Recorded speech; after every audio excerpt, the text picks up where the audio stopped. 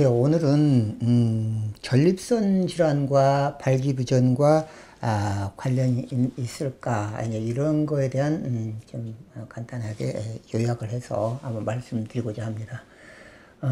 우리 그 남성들이 여성들이 그 자궁질환이든지 아니면 그 난소질환 이런 질환이 많은 것처럼 남자들도 전립선 질환이 참 많습니다. 또 전립선 질환은 또 염증이 있고 만성 전립선 염증이 있고 또 그 전립선 비대증이 있고 또 암 경우 전립선 암이 있죠. 이제 염증의 경우에는 되게 젊은 사람들 위주로 그렇게 많이 이제 고통을 받기도 하고 또 잘 낫지도 않는 이제 그런 질환이기도 하고요. 또 그 이제 전립선 비대증은 나이가 이제 40대 중반을 넘어가면서 전립선이 커지는 그래가지고 여러 가지 소변이 불편한 증상을 야기시키는 그러한 질환이 전립선 비대증이죠. 그리고 이제 암은 우리 현재 남성암 중에 가장 많은 게 전립선 암이기도 하죠. 어찌됐든지 이 전립선 질환과 발기부전, 이 성기능과 관련이 있나?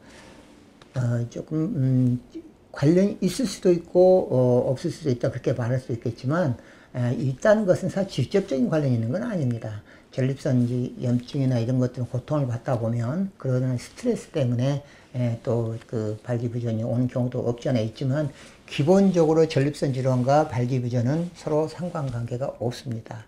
그래서 특히 또 전립선 비대증의 경우에는 나이가 이제 우리가 남성이 나이가 들면서 오는 질환이 크게 두 가지가 있다 그렇게 얘기를 드리는데 하나는 발기부전 또 하나는 전립선 비대증입니다. 그래서 두 가지가 같이 오는데 되게 이제 같이 오니까 전립선 비대증 때문에 성기능이 떨어졌어요. 발기가 좀 잘 안 돼. 이런 분도 가끔 계시는데 그건 아니고요. 같은 시기에 이 질환이 두 가지 질환이 같이 발현이 됐다. 그렇게 이해를 하시면 됩니다. 그래서 이 발기부전은 발기부전대로 치료를 하시고 전립선 비대증은 전립선 비대증대로 치료를 하셔야 됩니다.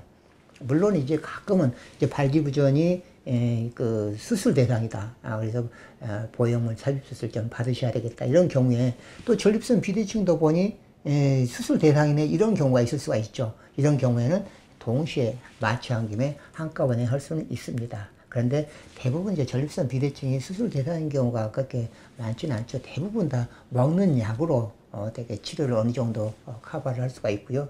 아주 심한 경우에는 시술을 하거나 수술을 하거나 이제 이런 경우가 있죠.